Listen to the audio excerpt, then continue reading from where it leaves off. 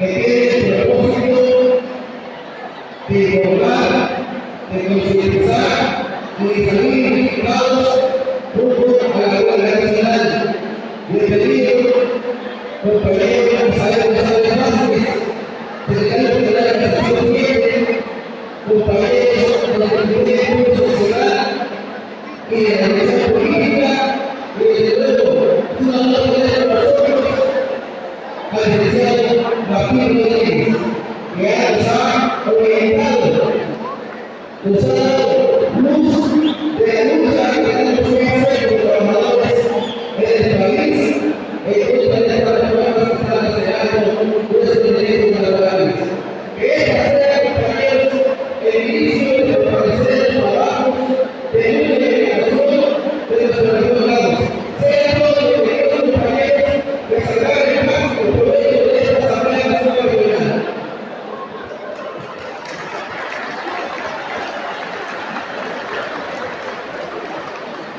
Y para iniciar nuestra Asamblea Nacional Regional, cedemos los turnos al profesor Israel González Vázquez, secretario general de la Secretaría del CPC. Para la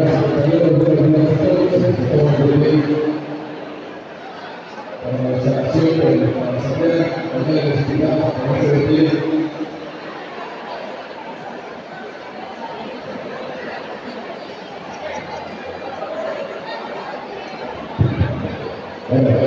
nosotros tuvimos a nosotros, estar aquí en la región, y fue la difusión nuestra familia en su momento.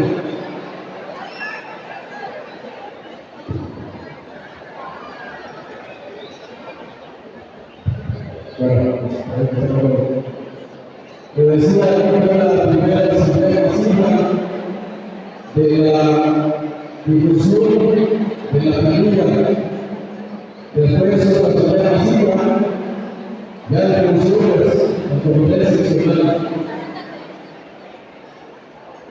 Por supuesto, compañeras y compañeros, seguimos señalando la fortaleza y sobre todo el respeto a las bases. Hoy atravesamos por un evento histórico, una coyuntura a nivel nacional para poder estallar la huelga nacional en el marco de la fiesta mundialista de los americanos. Tenemos la oportunidad de manifestarnos y hacernos notar ante los ojos del mundo y hacer evidente las injusticias que hay en nuestro país. Dos demandas centrales: la abrogación de la ley de amnistía, la abrogación de la reforma educativa. Debe caer en ese marco de coyuntura y en esa huelga nacional. Solamente tenemos que planear bien dónde golpeamos mejor, dónde golpeamos el golpe más efectivo al Estado mexicano para que obliguemos a que nos dé una respuesta concreta y positiva a nuestras demandas.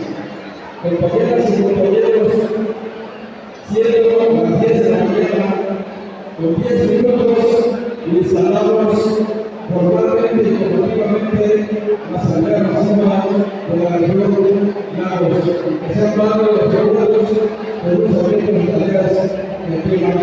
Bueno, compañeros, hasta la victoria siempre.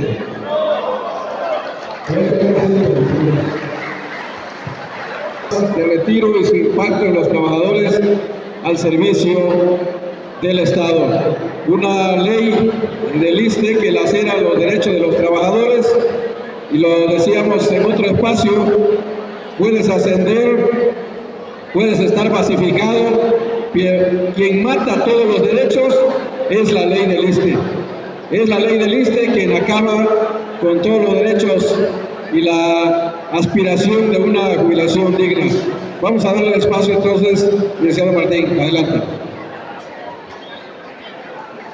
Hola, muy buenos días, compañeras y compañeros. Gracias, compañeros de la Secretaría de Chiapas.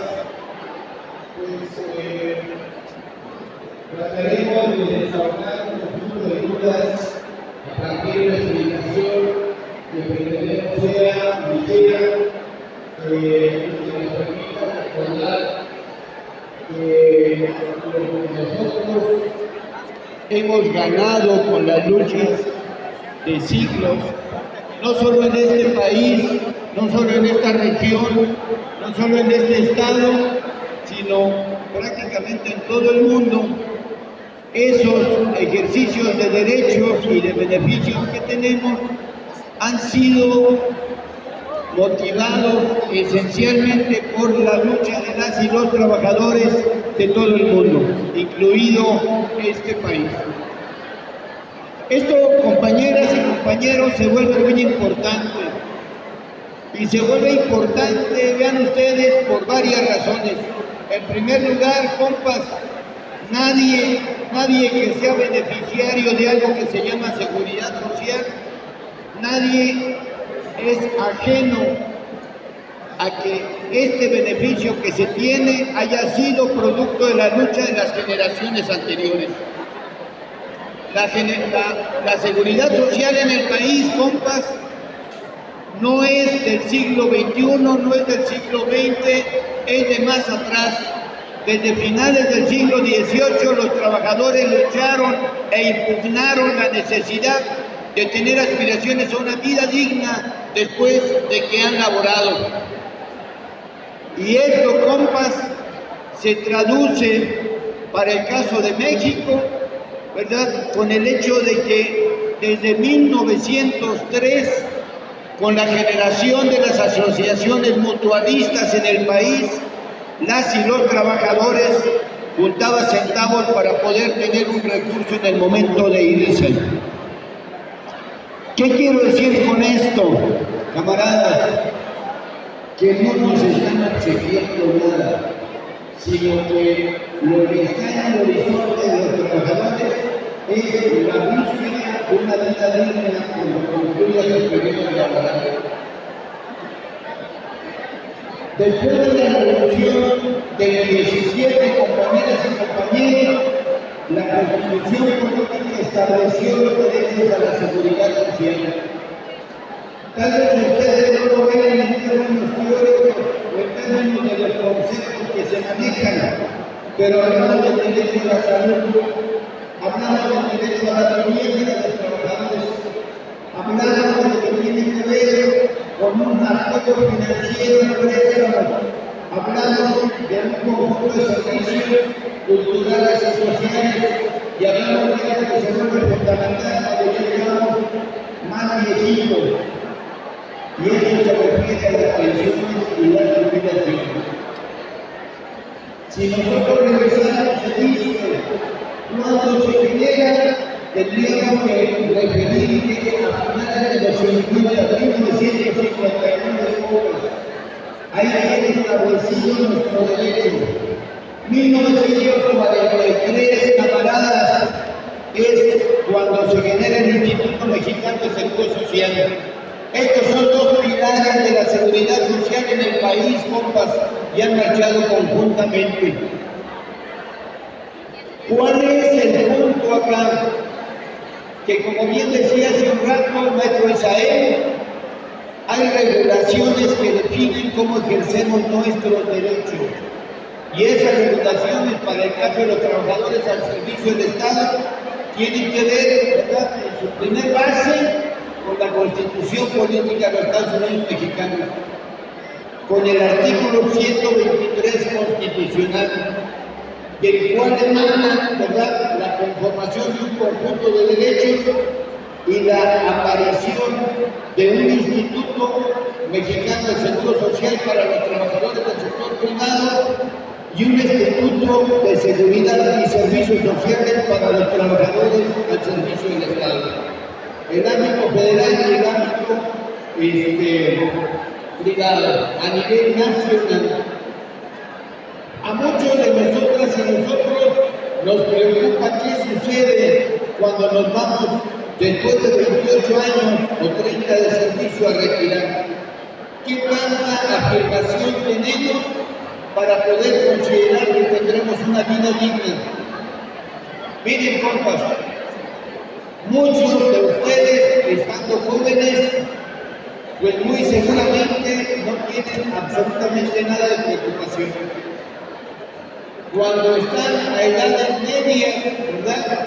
Cuando tienen 10 años de servicio, 8 años de servicio, les preocupa tener una casita. Y ahí andan viendo si agarran un crédito de Infonavit o un préstamo de Infonavit para poder construir su casa, etc. No les interesa la pensión. ¿no? Pero ya cuando tienen 15, 18, 20 años de servicio, la cosa se ve diferente. ¿Por qué?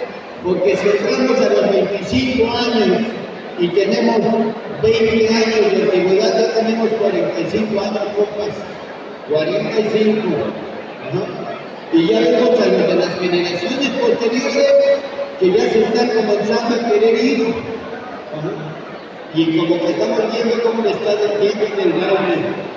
El problema del sector laboral en el país es la contención de los salarios.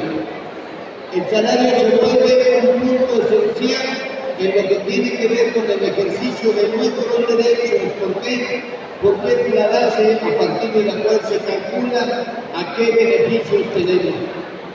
Y entonces en ese terreno de cosas, ¿verdad? Si nuestra política salarial a nivel nacional nos está imponiendo topes salariales, pues obviamente no nomás se traduce en lo que compramos cotidianamente, sino también en los recursos que se aportan para la seguridad social, entre estas las pensiones y jubilaciones. Y eso, profes, todos los que estuvimos, ¿verdad?, laborando y cotizando antes del 1 de abril del 2007, todos nosotros que estuvimos en ese esquema de cotizaciones, afortunadamente por una lucha que se dio hace ya prácticamente 20 años, ¿verdad? Nosotros tuvimos un resguardo que se llama artículo 10º transitorio para podernos retirar.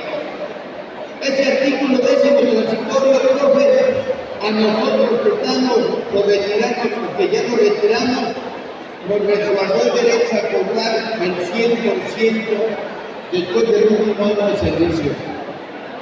La lucha del 2007, camaradas, la lucha que empujó la gente junto con un montón de sindicatos a nivel nacional, esa lucha trajo aterrizado se consideraran sueldos sobre sueldo y compensaciones para retirar los compas. Si hay alguien aquí que es director de una escuela y está reconocida su plaza y le están pagando la compensación por ser el director, esa compensación se la lleva en la jubilación. Si hay alguien que está laborando aquí y recibe un sobresueldo por condición de estar en una zona marginada, ese sobresueldo también se considera para la jubilación. O sea, es el 0,7 más lo que sería la compensación y el sobresueldo. Eso recogió el 10º transitorio y las demandas que en el 2007 y 2008. Pero no fue una tarea de no así ni dejar el papelito, compas. Nos aventamos en realidad varios años de lucha para lograr imponer esto. Sin embargo, camaradas, les recuerdo una cosa que se vuelve fundamental. La riqueza que se produce en un país, camaradas, se la apropia el capital. Y otra parte se pagan sueldos y salarios. Cuando hay crisis, compas, el capital no pierde. Trata de ver qué elementos, ¿verdad?, le permiten justificar reducir los salarios para que ellos no pierdan. Y entonces tenemos un problema muy fuerte que desde 1997 ha marcado esta sociedad. Y es el hecho de que para los trabajadores del Seguro Social en 1997 les modificaron la ley del Seguro Social y apareció lo que se llaman las administradoras de fondo de retiro, las AFORES. Y con perdón de ustedes, compañeras y compañeros, se chingaron a todos los trabajadores del sector privado. Y ya nos habían echado el ojo a los trabajadores del sector público. Ya habían visto, ¿verdad?, que se estaba ganando una cantidad que equivalía al 100% de nuestro sueldo, nuestros sobresueldos y nuestra compensación. Y nos tenían preparada una fiestecita. En 1997, compas, cuando aparecen las AFORES, que otorgan al sistema financiero una cantidad inmensa de recursos que va a estar acumulando. ¿De dónde acumula esos dineros, camaradas? De los fondos de pensión del sector privado. Pero también querían hacer su agosto, ¿verdad?, con los trabajadores del sector público. Y ese agosto, camaradas, se convirtió en la reforma que pretendieron desde 2001 con el gobierno de Vicente Fox llevar efecto, pero no pudieron. 2005 también intentaron, tampoco pudieron, pero ya tenían preparado un esquema de reforma, ya no solo de jubilaciones y pensiones, sino de toda la ley del ISSSTE. ¿Qué era lo que estaban pretendiendo? Reducir el gasto y el compromiso del presupuesto del gobierno federal para el pago del 100% de jubilaciones y pensiones del último sueldo del trabajador. Esa reforma de 2007 tuvo varios vericuetos, bastantes altibajos. ¿Por qué? Porque se fueron sumando trabajadores y trabajadoras de todo el país. Pero de todos modos le echaron a andar. Y entonces aprobaron, ¿verdad?, el 27 de noviembre, ¿verdad?, de 2006, aprobaron la ley y la mandaron a publicar, ¿verdad?, días antes del 31 de marzo de 2007. ¿Qué significaba esto? Que todos y cada uno de los trabajadores de nuevo ingreso a partir del 1 de abril en adelante se los iban a ejecutar. ¿Con qué? Con que los fondos de su pensión ya no iban a estar administrados por el gobierno federal. Se iban también a llenar las arcas de las AFORES. 11 AFORES en ese momento se apuntaron, camaradas, 11. En la actualidad solo hay 10. De esos 11 comenzaron a jalar los dineros del magisterio. Muchos compañeros en 2007, 8, 9 mejor decidieron irse. ¿Por qué? Porque la cobertura del pago del 100% del último sueldo del trabajador hasta 2010 la pudieron pagar. ¿Y esto por qué? Bueno, porque la tabla que venía en la nueva ley del ISSSTE establecía, para que el 10º transitorio se operara, ¿verdad?, establecía que de 2009 en adelante se tenía que cumplir con edades específicas. Querían que el trabajador fuera aumentando cada 2 años un año de vida, ¿verdad?, para poderse retirar. Y entonces nos encontramos con que muchos compañeras y compañeros que se querían ir se fregaron y se tenían que aventar 5, 10, 15 años más de trabajo. ¿Por qué tenían que hacer esto? Pues miren, entre otras cosas, porque muchos de nuestros compañeros y compañeras de esas generaciones entraron a cotizar, o sea, a laborar en el sector público siendo muy jóvenes, de 18 años, de 19, de 20. Recuerden que antes la normal, ¿verdad?, era una especie como de normal, entre comillas, básica. Y entonces muchos compañeros muy jóvenes tenían la edad, ¿verdad?, de cotización para poderse ir. No se escatimaron esfuerzos, compas. Muchos compañeros y compañeras que les tocó ese momento tuvieron que sacrificar familia, tuvieron que sacrificar horas, sueño, cansancio, etcétera, para poder empujar, ¿verdad?, que se pudieran recuperar ejercicio de derechos. En ese sentido, compañeras y compañeros, el capital también estaba estableciendo su posicionamiento. ¿Qué tenemos enfrente, camaradas? Tenemos una lucha de clases. ¿De clases por qué? Pues porque de un lado tenemos a los que son dueños del dinero, ¿verdad? Y se quieren seguir hinchando. Y ellos no iban a permitir que nosotros pudiésemos tener mejores condiciones de vida. Y del otro lado, ¿quién tenemos? Pues a los trabajadores, camaradas, a los trabajadores, hombres, mujeres, jóvenes, etcétera, ¿verdad? Más maduros, que están peleando por la necesidad de asegurar mejores condiciones de vida. Bajo esa condición, camaradas, bajo esa condición es que empujamos la lucha. El 10º transitorio, como hace un rato decía, para todos los que están en ese régimen, tienen el derecho al sueldo, al sobresueldo y a la compensación, si así les tuvieran, para sumar el 100% de lo que en su último año de trabajo ganaron para poderse retirar. Las tablas que establece el 10º transitorio para irnos, ¿verdad? Y que lo pone como si fuese una concesión y no como producto de una lucha que se ha venido dando durante ya prácticamente 2 décadas para abolir la ley del ISSSTE de 2007, en este año en particular, del 2025 al 2027, las trabajadoras deben de tener 56 años de edad y los varones 58. Aquellos que eligieron la cuenta individual, fíjense bien, en 2007-2008 para retirarse, esos camaradas que les prometieron que tenían millones de pesos, cientos de miles de pesos en una cuenta que supuestamente era un bono, ¿verdad? Para que agarraran y se fueran a la cuenta individual. Ese conjunto de compañeros, para poderse retirar, debieran de tener 60 o 65 años de edad.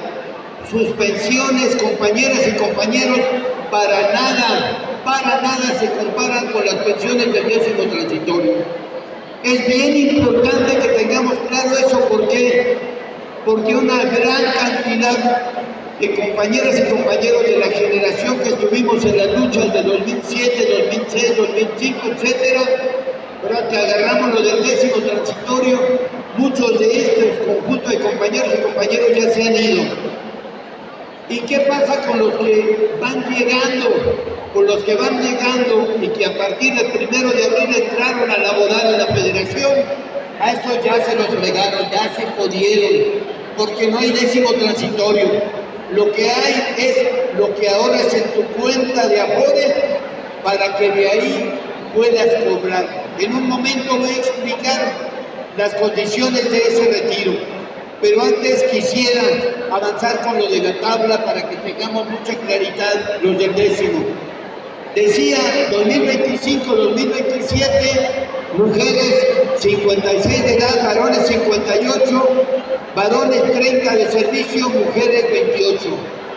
O para su caso, dice la ley, 27 años, 6 meses un día, o 29 años, 6 meses un día. 2028 y 2030, la ley establece para las mujeres 55 años de edad y para los varones 57. Reduce. 2031 y 2034, la edad que le piden a las mujeres son 54 años de edad y a los varones 56. De 2034 en adelante, la edad será 53 para las mujeres y 55 para los varones.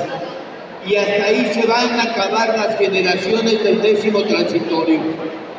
¿Qué quiero decir con esto, compas? Primero, los derechos laborales que tenemos y la seguridad social son producto de nuestra lucha, compañeras y compañeros. No porque yo esté joven y tenga 25, 24, 28, 30 años de edad, no quiere decir, ¿verdad?, que no está detrás de mí la historia. La historia la ha marcado este magisterio en sus luchas. Y es obligación nuestra, si queremos vivir bien o mejor, avanzar en esa lucha. Porque el camino que dejaron los que ya se han retirado, ¿verdad?, o los que ya no están con nosotros, ¿verdad?, es un camino y un sendero de lucha. Si nosotros no empujamos en ese sentido, bajo esa condición, hacia donde nos podemos aproximar es a tener una vejez pobre, ¿verdad? Con un estado de salud jodido y con un conjunto de crónico-degenerativas que no vamos a atender. ¿Por qué? Porque nuestro salario no nos va a alcanzar, nuestra pensión no nos va a alcanzar. En ese reloj de cosas, compañeras y compañeros, me permito recordarles, hay en las cuentas individuales una forma definida de cómo se retira la gente. Y eso está determinada por cuánto dinero le meten al cochinito, ¿verdad? Para que después, ¿no?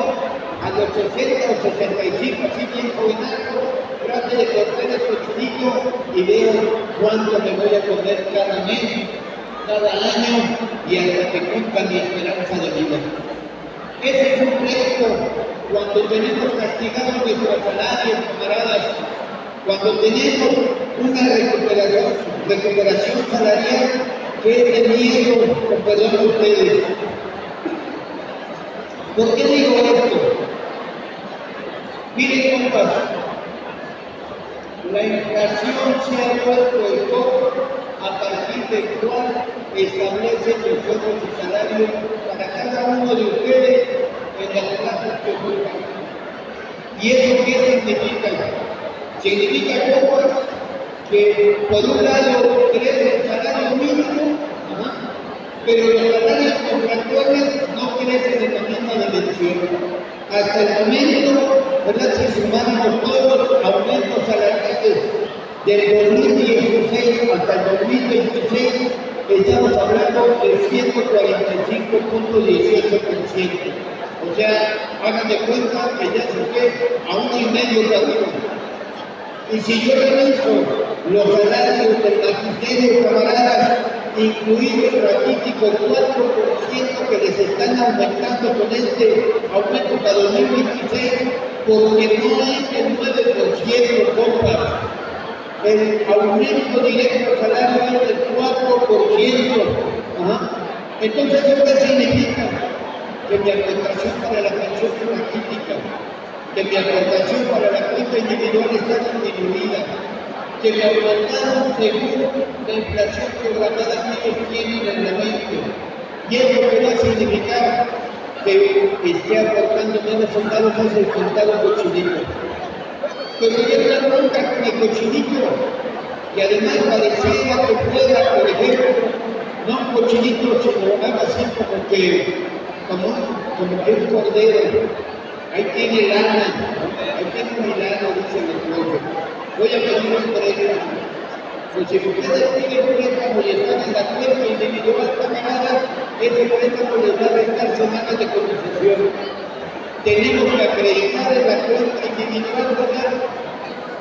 Tiempo de cotización y edades. Y en el acuerdo del acto y en ese acto, si el sueldo es activo, la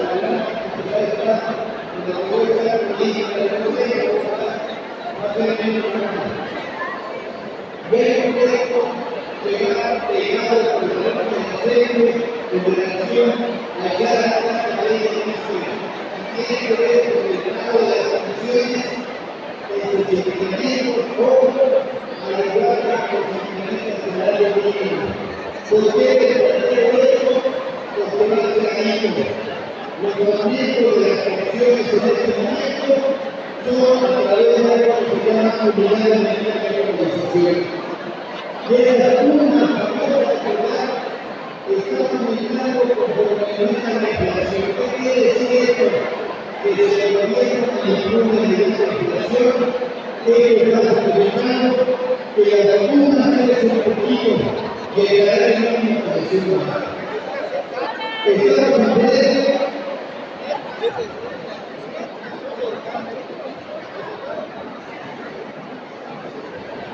compañeros, tuviéramos guardar un poco de silencio. Los datos que nos están aportando son muy importantes. Quizá en el orden político decimos muchas veces, pero aquí hay datos fundamentales. María mariachi de Tecalitlán, si no se calla, no hablo.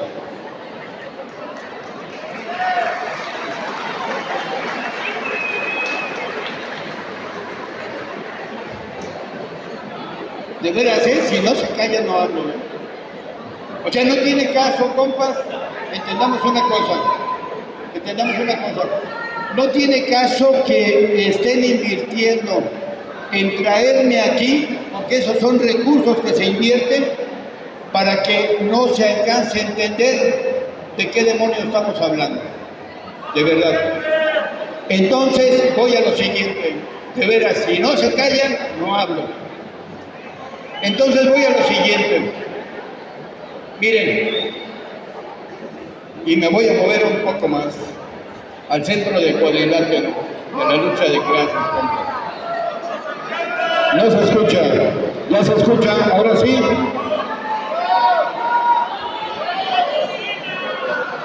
La preocupación con cómo nos vamos a retirar, ¿verdad? Todos los que están en cuentas individuales y todos los que están en décimo. Los de décimo ya comenté qué derechos tenemos. Ajá. Y si tienen dudas, igual en la parte de preguntas me hace el favor de preguntar y yo aclaro, ¿no? En décimo, acuérdense, es la tabla modificada como hace un rato la presenté, ese es uno, y nos llevamos el último esfuerzo que percibimos cuando estuvimos en activo. Si tenemos sobresueldo o si tenemos compensación, también ese se suma. El máximo 10 unidades de medida de actualización, que equivale a 35,000 pesos. Yo tengo claro que no todos tienen esa capacidad. Tendrían que ser aquellos que conservaron carrera magisterial y que tienen doble clave. Ajá. Pero ojo, en cambio de eso nos están ofertando lo que tiene que ver con la cuenta individual. Y la cuenta individual, yo estaría muy claro que por lo menos la mitad de los que están aquí están en esa fregada cuenta individual. Y entonces, me permito recordarles que la cuenta individual es aquella a la que se refiere cuánto es lo que voy a ganar o en qué condiciones voy a sustituir mi salario que estoy ganando en activo para cuando pase al retiro. En la cuenta individual no hay jubilación, compas, no hay jubilación, hay retiro. Y ese retiro tiene 3 perfiles de tipo de modalidad. Tres maneras con las cuales yo voy a poder jalar el cochinito y alterarlo. Pero ojo, la administradora de fondos de retiro, la AFORE, ¿verdad? Esa es la que está manipulando los recursos de mi pensión. La AFORE, si pierde, no pierde la AFORE, pierde el trabajador. En el trimestre anterior, ¿verdad?, perdieron una parte de su porcentaje o de sus recursos que están en su cuenta individual porque las AFORES manejaron pérdidas, compas. Entonces, en lugar de ganar, se siguieron descontando, pero ahora tienen menos dinero. El problema de las AFORES es que hasta después de 25 años de cotización y por lo menos 60 años de edad, el trabajador va a poder reclamar un retiro, no una pensión, compas, no una pensión, sino una renta individual, una renta para el trabajador. ¿De dónde sale ese dinero? Del cochinito del ahorro, entre comillas, para el retiro. ¿Cuál es el problema de ese cochinito? Pues que quien lo administra me está cobrando una comisión. Y esa comisión que me está cobrando me está retirando dinero, por lo que yo le estoy aportando cada rato. La ley de disco modificada lo que hace es que le da al sector financiero el privilegio de manejar esos dineros, compas. Y toda la vida laboral de un trabajador le va a estar dando dinero una chingada empresa que con lo único que cumple es con estarme mandando el estado de cuenta y decirme ganaste un poco o lo viste ahora, pero ellos siguen cobrando su posición.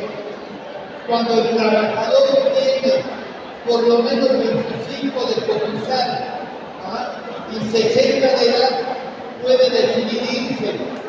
Si el trabajador no alcanza el volumen de dinero que tiene para irse, ese trabajador se enfrentará al problema, ¿verdad?, de que tendrá que trabajar o tendrá que pedir el dinero que está en la cuenta, pero nunca va a tener ni siquiera una renta individual. Entonces, muy abusados con esto. La ley de ISSSTE también establece, esta de 2007, la posibilidad de que las y los trabajadores se puedan ir antes de los 60, pero hay una norma que dice que si el trabajador tiene acumulado el equivalente al 30% de una pensión garantizada, más el pago del seguro de sobrevivencia, ese trabajador se va a poder ir si tiene 55, 58, 50 años de edad. Pero la condición, fíjense lo que marca el artículo 80, es que cumplan con eso. Y entonces varias compañeras y compañeros, si a lo mejor su propio hermano dice yo ya me voy. Así, pero hay que saber cuánto dinero es. Y entonces ese artículo 80 dice 30% de la pensión garantizada. Cuando se aprobó la ley, la pensión garantizada era de 1.200 pesos con 40 centavos, una cantidad parecida. En la actualidad, la pensión garantizada equivale a un monto de 2.835 pesos con 36 centavos. Esa es la pensión garantizada. Entonces dice que yo me puedo ir si puedo pagarme por arriba del 30% de la pensión garantizada más el pago de un seguro de sobrevivencia. Entonces, fíjense, pensemos que el trabajador tiene 60 años de edad. Pensemos, ¿verdad?, que ese 30% equivale a 9.451 pesos con 20 centavos. Esa es la pensión garantizada. El 30% son 2.835 pesos con 36 centavos. Eso equivale a 12.286 pesos con 56 centavos por mes, compas, por mes. Si yo estoy calculando que tengo una esperanza de vida de 15 años, yo eso que lo tengo calculado por mes primero lo elevo a un año, multiplico por 12, los llamados 12.286, y me van a dar 147.438 pesos. Eso es lo que yo podría estar obteniendo en año, pero tengo 15 años de esperanza de vida, porque la ley dice que se tiene que calcular fuera de eso, y dice que en México la esperanza de vida es de 75 años. Si yo lo multiplico 15 veces, ¿verdad?, 15 años, debo de tener 2.211.580 pesos, ¿verdad?, con 80 centavos para poder decir que tengo el monto para irme, pero dice, la fórmula dice que además tengo que pagar un seguro de sobrevivencia. Me queda el año que tengo que pagar el seguro de sobrevivencia. ¿Por qué se paga el seguro de sobrevivencia? Porque es para los beneficiarios del trabajador. Si no se mueren, nosotros se quedan peores, sin nada. Seguro de sobrevivencia es como un salario mínimo. ¿Me explico? Esos seguros están entre 300.000 y 500.000 pesos. Entonces yo les pongo 500.000, ¿saben por qué? Porque mi esperanza de vida es más amplia. Entonces la aseguradora del cielo lo va a cobrar, pero porque tú quieres más esperanza de vida, ¿no? Si le sumo eso y yo le quiero ir, compas, necesitaría 2.700.000 pesos. ¿Cuántos tienen en su cuenta individual ese monto para irse a de los 60 años? Y además me queda una parte adicional que no comenté acá, y es que la empresa que me retira no es la pobre, camaradas, no, tengo que comprar algo que se llama seguro de retiro. O sea, me voy con una empresa de seguros que es a la que debo entregarla por el dinero. Y entonces anda pelado, porque si me cobra esa empresa 300,000, yo necesito 3 millones de pesos para poder ir por ese artículo 80. Estamos jodidos, realmente estamos jodidos. Porque además, lo que estaríamos ganando en pensión son 12,286 pesos. Eso es casi lo que gana una plaza base. Entonces, ojo, nos dicen de forma posterior, ¿verdad?, que no hay que preocuparnos, que esta es una forma de retiro anticipada, pero que si no, puedo seguir cotizando. A eso le llaman una renta vitalicia para poder vivir. ¿Qué quiere decir lo de la renta vitalicia? Otra vez, ¿verdad?, que yo tenga un retiro programado. ¿Qué significa? Que yo tengo 3 millones de pesos, ¿no? Y de esos 3 millones de pesos, tengo que descontar lo del seguro, ¿verdad?, de sobrevivencia. Ese seguro de sobrevivencia siempre está ahí. ¿De dónde sacan la lana? De mi cochinito, compas. Que ya no tienen el cuerpo entero, ya le tocaron una pierna, o a lo mejor ya le tocaron las 2 piernas, a una parte del lomo, ¿no? 500,000 pesos menos. Yo tengo unos 500,000, eso que tengo en mi cuenta.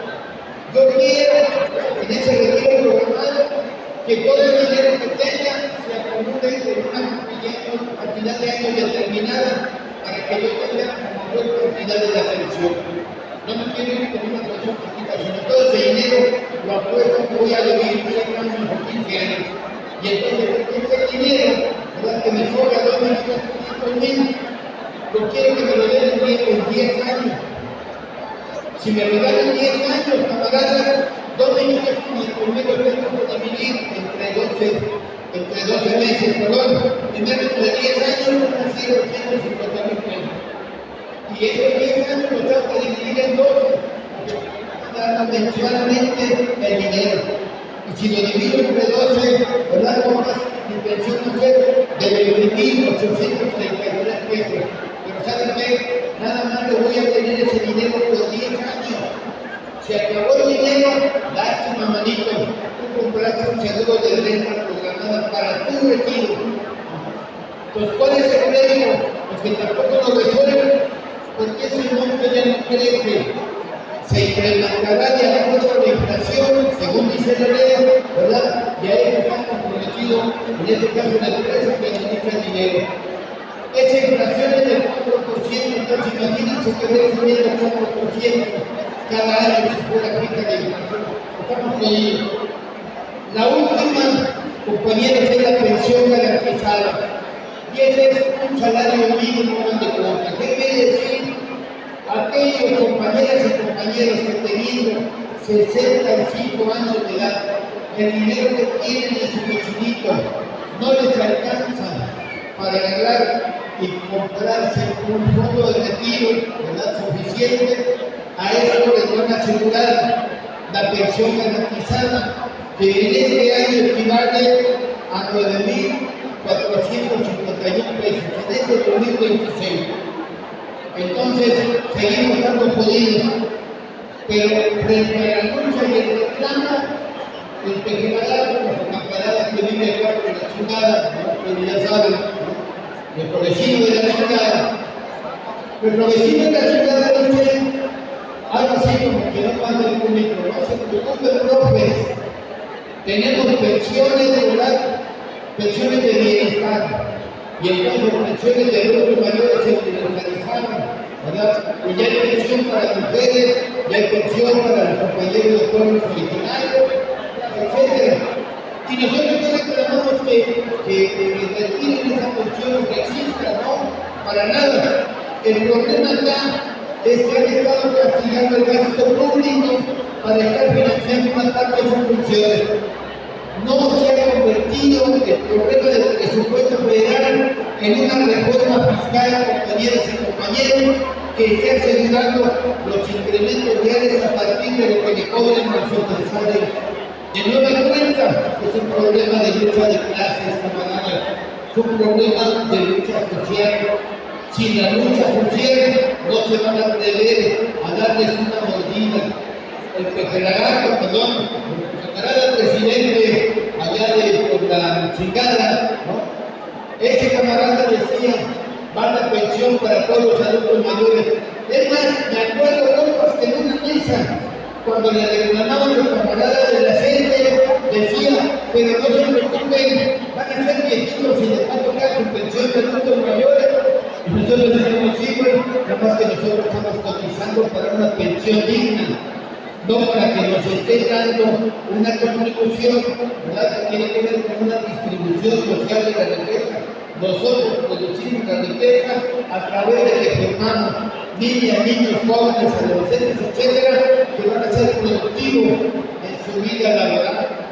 Y entonces no nos están retribuyendo, ¿verdad?, con los recursos con los cuales nosotros estamos generando esa partecita de riqueza que el país produce y genera más adelante. Entonces dice, no se preocupen, les voy a aventar la propuesta de la pensión complementaria de bienestar. Esa pensión complementaria de bienestar, la camarada presidenta, el cambio de Sheinbaum, ¿verdad?, se siente en la mesa y dice, pero si usted tiene su pensión de bienestar, su pensión complementaria de bienestar está ubicada, ¿verdad?, en el fondo, ¿verdad?, de pensión complementaria de bienestar que ya contamos, que primero decían que eran 40,000 millones de pesos que iban a fondear esta propuesta, y después dijeron que siempre eran 40,000 millones, porque ya votaron, ya se dieron cuenta que les faltaba lana, ¿verdad?, y porque además ya no hay empresarios que quieren aplicar descendientes, y entonces redujo el monto. Y porque recuerden, la producción no tiene que recuperar el pueblo robado, según ellos. Pero entonces lo que dice la propuesta complementaria de bienestar, ojo, para las cuentas individuales, es que las personas deben de tener, para llegar a solicitar ese beneficio, deben de tener 65 años de edad, 65, 25 años de cotización, y entonces a esa edad el mecanismo con el cual les van a retribuir lo que ganaron en su último año de servicio. ¿Cómo lo plantean ellos? Ellos dicen, la FORE en este año 2024-2025, la FORE está proporcionando un total aproximado, dicen ellos, del 60% de lo que es el recurso que el trabajador ganaba cuando estaba activo. Voy a poner solamente un ejemplo. Digamos que el trabajador gana 10,000 pesos antes de irse. Y ese trabajador le gana 10,000 pesos, pues ya se va a ir. Y entonces la FORE le saca el cálculo y equivale, ojo, a 6,000 pesos, el 60%. Faltan 4,000 pesos para que el trabajador se lleve eso que está ganando en su plaza base. Porque además, ojo, ahí ya no hay compensación ni ya no sobre su plaza base. Entonces, para que completen los 4,000 pesos, van a jalar del fondo y le van a dar al trabajador esos 4,000 en compensación. ¿Quién administra ese fondo? Secretaría de Hacienda y Crédito Público. ¿Quién está obligado a pagar esos recursos?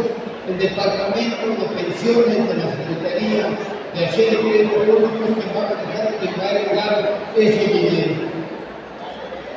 Sin embargo, camaradas, lo que deben entender es lo siguiente: el problema al que nosotros nos enfrentamos es, primero, a que los recursos son finitos. ¿Qué quiere decir esto? Que ellos establecieron ya una corrida financiera, cuánto dinero hay para poder pagar esas pensiones. Y que ellos mismos establecieron que les alcanzaba para 2030 y entre 2030 y 2034, dependiendo de la cantidad de pesos que se hubiera ido. Pero hay un problema todavía mayor, y el problema que es mayor, camaradas, es que el tope máximo que establecen para el pago de esa pensión o de ese complemento, del monto para el retiro, es el promedio de lo que gana o contribuye el trabajador que cotiza al Seguro Social. Cuando vendieron la idea de pocos, cuando vendieron esta idea, dijeron que era solamente para los maestros, para las Fuerzas Armadas y para los servicios de salud básicamente.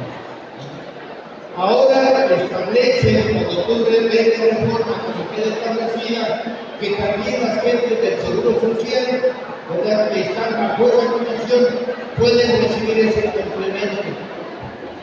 En ese esquema, ¿verdad?, si nosotros revisáramos o buscáramos cuánta gente en la realidad actual está teniendo una pensión que requiere fondos de pensiones para el bienestar, la complementaria, a nivel del Seguro Social hablamos de 249 personas, o sea, trabajadores que cotizaran al seguro. A nivel de trabajadores de